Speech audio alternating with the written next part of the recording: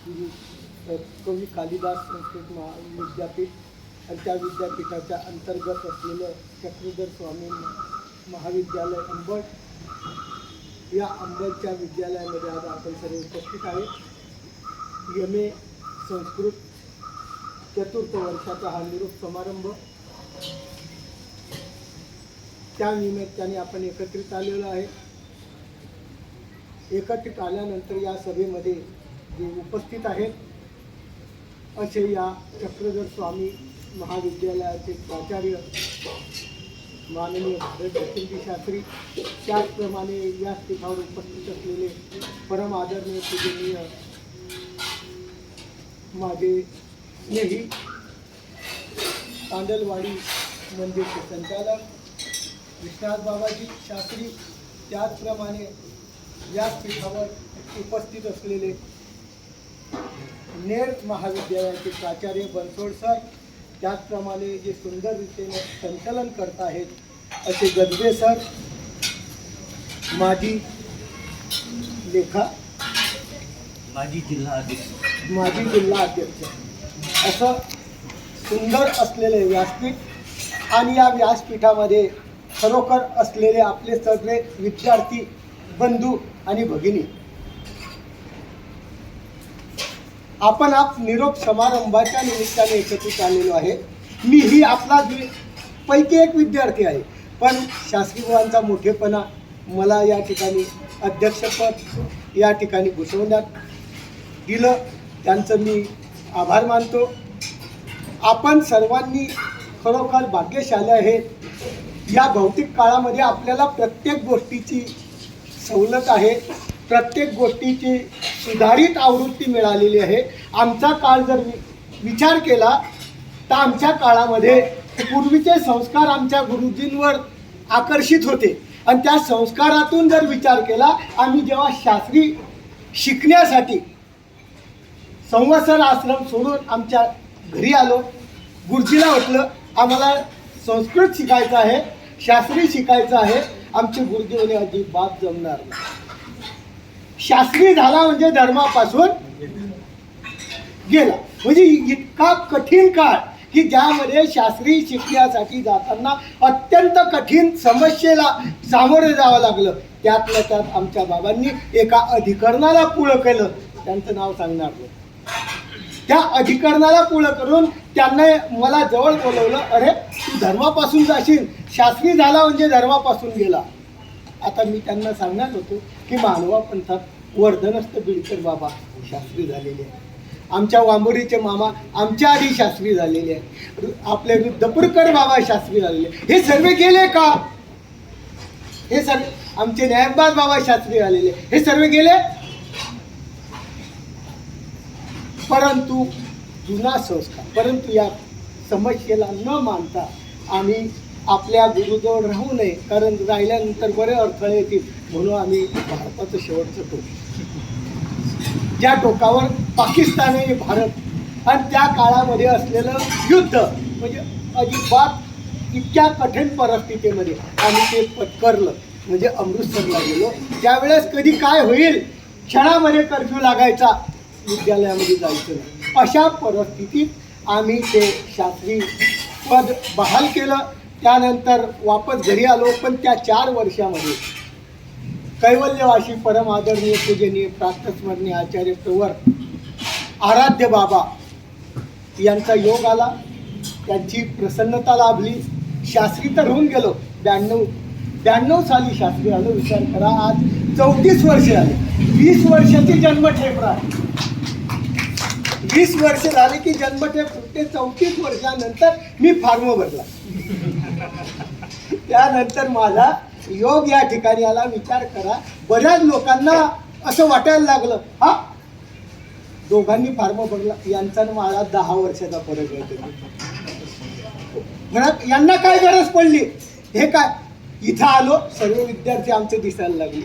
परत या विद्यार्थ्यामध्ये बसावं, लोक म्हणतील कमीपणा आला, परंतु विद्यार्जन करताना कोणत्याही ठिकाणी कमीपणा होत नाही. हे मनामध्ये आणि फक्त जाणत आणि आपल्यामध्ये बसण्याचा प्रयत्न करतो. पहिला पेपर आपल्यामध्ये दिला, आठवतं तुम्हाला? चॅटिंग क्लासेस मध्ये पहिल्यांदा मी आपल्यासोबत पेपर, लोकांनी काही म्हणू विचार केला नाही, लोक समजले असते तरी याला काय गरज पडली, हा अपमानकारक आहे. परंतु ज्ञानार्जन प्राप्त करत अपमानाची गरज नाही. आमचे शास्त्रीजी गुरुकुलमध्ये असताना आमचा संपर्क होता, भारतभूषण शास्त्री, परंतु ते शास्त्री होऊन गेले आणि त्यांनी हे विद्यालय उभा केलं. मला खूप मोठा आनंद वाटतो की आमचे शिष्य होते, शिष्यांनी एवढी मोठी प्रवारी केली आणि त्याच विद्यालयामध्ये आम्हाला विद्यार्थ्याचा योग आला. हे महत्त्वाची भूमिका आम्ही धारण करतो. त्यांनी जरी आम्हाला मोठेपणा दिला असलं तरी आम्ही आज त्यांचे काय विद्यार्थी आहे. कारण स्मृतीस्थळामध्ये आहे की जेव्हा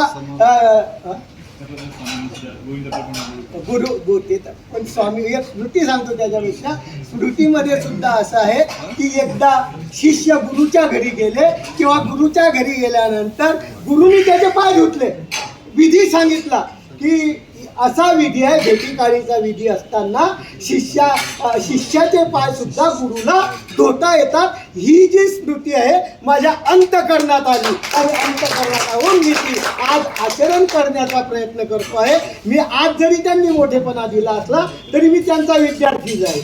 प्रथमतः मला फॉर्म भरायची खूप मोठी अडचण आली, कारण विचार करा, बाबा तरी या गुरुकुलचे होते, या नागपूर महाविद्यालयाचे होते, आम्ही कोणते होतो? गुरु नानक देव युनिव्हर्सिटी अमृतसर. आता त्या रामटेकला आम्ही जेव्हा जॉईन करायला गेलो आपलं गुरुकुल, तेव्हा ते तुम्हाला फॉर्म भरता येणार, डायरेक्टर नाही म्हणून दिलं त्यांनी. मग शास्त्री बुवांना संपर्क केला आणि शास्त्री बुवांनी ते काम केलं आणि काम करून त्यांच्याच खरोखर मार्गदर्शनातून आम्हाला या एम.एला बसता आलं आणि ते एम.ए सुव्यवस्थेप्रमाणे आम्ही शेवटचं सत्र यावर्षी देणार आहे. नक्कीच परमेश्वर आम्हाला काय करेल, त्या कार्यामध्ये सफलता प्राप्त करेल अशी आशा करतो. आणि या ठिकाणी आल्यानंतर सुरुवातीला आमचे दिवाकर बाबाचा आमचा संपर्क आधी होता, परंतु आता जास्त आल्यानंतर त्या दिवाकर बाबांना सुद्धा असं वाटलं की बाबा इथं आले, बाबांनी माझी चांगली व्यवस्था केली. त्या खोलीमध्ये ठेवायचे बाबा आणि प्रत्येक सकाळी पाणी केलं, पाणी गरम होतं, इतकी सुंदर व्यवस्था त्या दिवाकर बाबांनी केली. त्याचप्रमाणे आमच्या लीलाताई यांनी खाण्या केली, कारण मी अनाधिकाऱ्यांनी त्रस्त आहे, कारण मला तिखट चालत नाही, परंतु शेवटपर्यंत त्यांनी काळजी घेऊन ते बिन मिरचीचं माझ्यापर्यंत पोचवलं. त्यांच्या सहकारी आमच्या विद्यार्थिनी तपस्विनी महिमाताई चौधरी, आपल्या चौधरी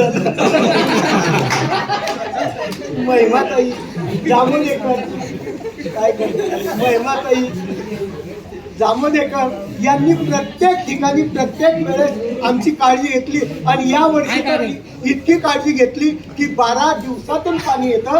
आमची व्यवस्था गोकुळ दादाच्या आश्रमात केलेली आहे, तिथेही त्यांनी आमची पाणी संपलं का, काही कमी पडलं का, त्या ठिकाणी येऊन विचारलं. आम्ही विद्यार्थी आहोत, जनरल विद्यार्थी आपल्यासारखे, परंतु त्यांचा हा मोठेपणा आम्ही आमच्या हृदयात आयुष्यभर कोरून ठेवू.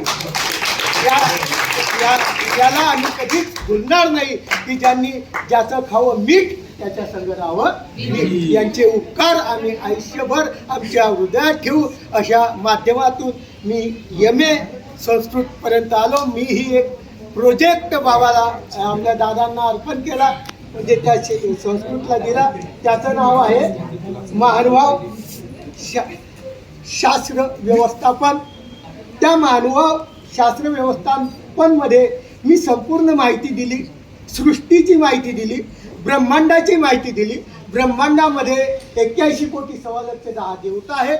त्या देवतेची भक्तीने काय होतं, परमेश्वराच्या भक्तीने काय होतं याची माहिती दिली. त्यानंतर मानव पंथात असलेलं पंचकृष्ण काय आहे, 5 अवताराचं पूजन का केल्या जातं असं स्वामी चक्रांनी माईम भट्टाला सांगितलेलं प्रमाण दिलं. त्यानंतर या मानव संप्रदायामध्ये आश्रमची व्यवस्थापन काय आहे, आश्रममध्ये कसं राहतं, आश्रममध्ये काय सेवा करून घेतल्या जाते आणि गुरु आणि शिष्य यांच्या व्यवस्थापनचं माहिती दिली. कारण परंपरेने गुरुला खूप महत्त्व दिलं जातं आणि त्या गुरु शिष्याचं व्यवस्थापन, शिष्याने गुरुची कशी सेवा करायला पाहिजे तो अधिकार आपल्या शिष्याचा गुरुपर्यंत पोहोचवावा सेवेचा हे त्या माध्यमातून दिलं. पोथ्यांची विशेष प्रकारे व्यवस्थापन केलं. त्याच्यामध्ये न्यायंबाज बाबाचा पोथी लागलेली होती नागपूरला, त्याचं एक फोटो उदाहरण दिलेलं आहे की बाबांचं आम्ही पूजन करतोय की मानवा पंथात अशा अनेक प्रकारच्या पोथ्या लागल्या जातात आणि त्या पोथ्यामध्ये 1 महिना असो 40 दिवस असो याच्यामध्ये अनेक लोकांना अनेक प्रकारचं ज्ञान मिळत असतं. ते दिलं. आमचे गुरुवर्य ज्यांच्यापासून आम्हाला 2 शब्द बोलण्याचे शिकले असे संवत्सरचे बाबा असो, वांबोरीचे मामा असो, यांचे उपकार आम्ही आयुष्यात विसरणार नाही. त्यांचंही त्या ठिकाणी केलेलं आहे आणि मानवा पंथाची लिपी पद्धत त्या ठिकाणी सांगितलेली आहे. त्यानंतर शेवटी अशा प्रकारचं निष्कर्ष काढला की मानवा पंथ हा सगळ्यात श्रेष्ठ पंथ आहे आणि या तत्वज्ञान, जीव, देवता, प्रपंच आणि परमेश्वर याच्या माध्यमातून चालणारा हा मानवा संप्रदाय प्रत्येक पदार्थाचं सुंदर सुंदर विश्लेषण करून एक परमेश्वर स्वतंत्र आहे असं अनेक उदाहरणं देऊन स्पष्टपणे सांगू शकतो असा तो प्रबंध या शास्त्रीजींना आम्ही दिला. असं आम्हाला मार्गदर्शन परमेश्वराच्या कृपेने अनेक अधिकाराचं लाभलं, अनेक संतांचं लाभलं, आमच्या प्राचार्यांचं लाभलं. असंच सेवा आमची परमेश्वर स्वीकार करो आणि आम्ही तर या ठिकाणी डिग्री झाल्यावर थांबणार. मी पुन्हा येणार, परंतु आम्ही जे हे शिकलो हे लोकांपर्यंत, अज्ञान लोकांपर्यंत, तळगाळापर्यंत लोकांना धर्माला लावण्याचं काम मरेपर्यंत सोडणार नाही.